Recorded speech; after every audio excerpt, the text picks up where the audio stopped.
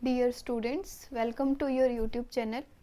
तो आप लोगों ने कल की जो क्लास थी, हमारी पहली क्लास थी, उसमें आपने क्लाउड का इंट्रोडक्शन पढ़ा था कि क्लाउड क्या होता है रियल लाइफ में। उसके कुछ एग्जांपल्स के बारे में भी हमने डिस्कस किया था, जैसे स्पॉटिफाई वगैरह। आप आई थिंक आपको वो समझ आ गया होगा। अगर किसी को कोई भी डाउट है तो उसके लिए आपके लिए कमेंट सेक्शन आज ही रहे, आप उसमें कमेंट करके बता सकते हैं। आज हम बात करते हैं क्लाउड को हिस्ट्री के बारे में कि क्लाउड नेटवर्किंग कहाँ से स्टार्ट हुआ, किस तरीके से क्लाउड जो है वो इंट्रोड्यूस हुआ और आज हम इतना ज़्यादा क्लाउड का यूज़ कर पा रहे हैं ऑन डिमांड सर्विसेज के रूप में, हाई स्टोरेज के लिए।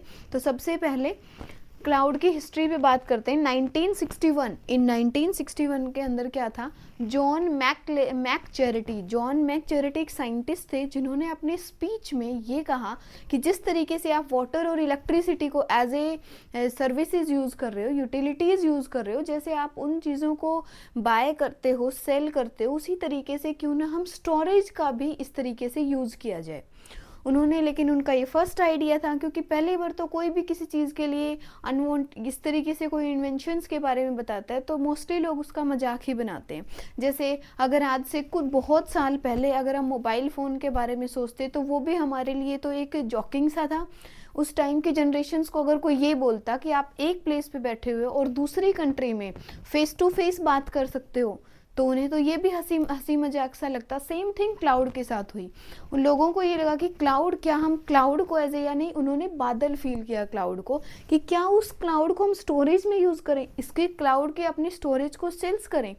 लेकिन उन्होंने ये आइडिया इसलिए दिया कि मान लो आपने एक ह्यूज इंफ्रास्ट्रक्चर खरीद लिया और आपका बिजनेस नहीं चल पाया, तो आपके लिए तो वो इंफ्रास्ट्रक्चर वेस्ट है, आप उसको क्लाउड को दे दो जिससे कि दूसरे उसको यूज़ कर पाए और आपके लिए आपको उसके लिए पेमेंट मिल जाए, तो आपको भी नुकसान ना हो और दूसरे बंदे को भी नुकसान ना हो।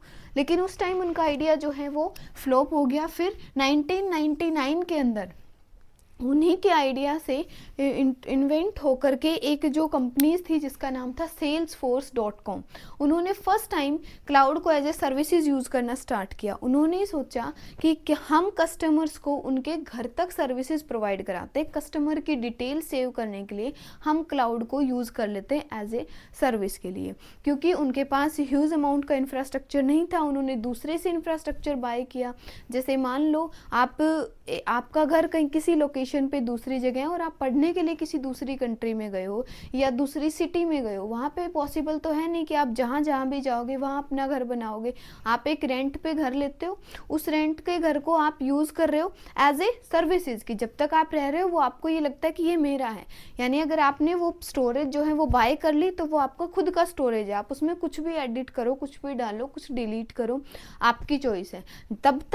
जब तक आप उसके लिए चार्ज पे कर रहे हो। जिस दिन आपने चार्ज पे करना बंद कर दिया, क्लाउड की सर्विस क्लाउड के पास, और आप अपना डाटा जो है वहाँ से हटा सकते हैं। तो सेम थिंग, जैसे कि आपने किसी का घर रेंट पे लिया और उस पर आप जब तक जाते हो, जब तक आप उसके लिए पे करते हो, जैसे ही आपने पे करना बंद किया तो वो आपसे घर ले लिया जाता है। सेम चीज़ आपके क्लाउड के साथ है। तो salesforce.com ने क्या किया कि इसको यूज़ करना स्टार्ट किया। फर्स्ट टाइम पे उन्होंने अपने कस्टमर की आईडीज़ को स्टोर करने के लिए, और फिर उनको देख के, उनसे थोड़ा सा मोटिवेट होके अमेज़न ने इसके अंदर काम करना स्टार्ट किया 2002 में।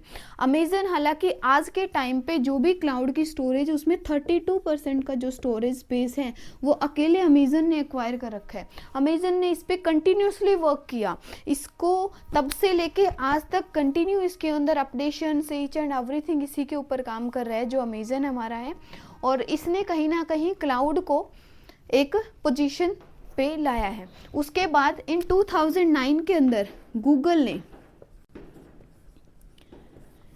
गूगल ने भी अपनी सर्विसेज देना स्टार्ट की। गूगल ने भी क्लाउड को यूज़ करना स्टार्ट कर दिया, और गूगल के साथ साथ माइक्रोसॉफ्ट जिसने अपनी अज्योर वाली सर्विसेज दी थी, उन्होंने भी इसको यूज़ करना स्टार्ट कर दिया। और अब ये अमेज़न, गूगल और ये बहुत सारे क्या हैं, एक सर्विस प्रोवाइडर के रूप में इंट्रोड्यूस हुई है। देखो सर्विस प्रोवाइडर क्या होता है, देखो इंटरनेट क्या है, नेटवर्क ऑफ नेटवर्क, कनेक्टिविटी है, वाइड एरिया पे आपको एक प्लेस से दूसरे प्लेस पे कनेक्शन प्रोवाइड्स कराता है।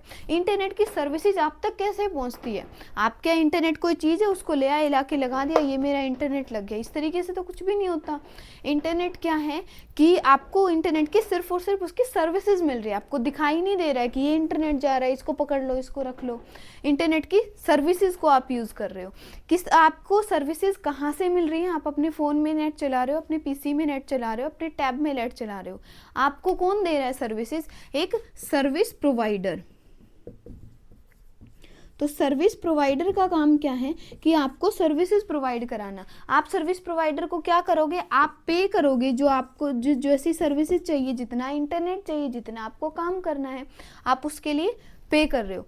तो आप एक सर्विस प्रोवाइडर को पे करते हो, वो उसके बदले में आपको पे ऑन डिमांड बेसिस, पे पर यूज मॉडल के अकॉर्डिंगली ये आपको इंटरनेट की कनेक्टिविटी देता है। सेम थिंग क्लाउड की कंप्यूटिंग के लिए भी क्लाउड के सर्विस प्रोवाइडर्स हैं। ये कुछ एक सर्विस प्रोवाइडर के नाम मैंने लिखे हैं, जैसे कि गूगल, AWS यानी कि अमेजन वेब सर्विसेज सबसे ज़्यादा जो हाईली डिमांड में है, Google, AWS, Amazon web services और आपका माइक्रोसॉफ्ट एज्योर है।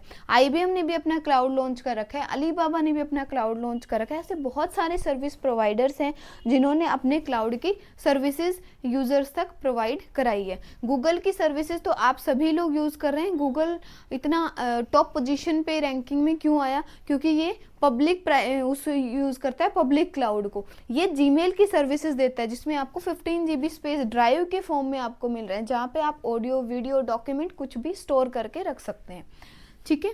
और अमेजन जो है, अमेजन की वेब सर्विसेज है। अमेजन अपना अमेजन पे चला रहे हैं, अमेजन अपनी ऑनलाइन शॉपिंग वेबसाइट चला रहे हैं, अमेजन जो है क्लाउड सर्विस वेबसाइट चला रहे हैं, माइक्रोसॉफ्ट का एज्योर है, IBM है, अलीबाबा, ये सारे आपके सर्विस प्रोवाइडर हैं जो कहीं ना कहीं आपको क्लाउड की सर्विसेज देते हैं।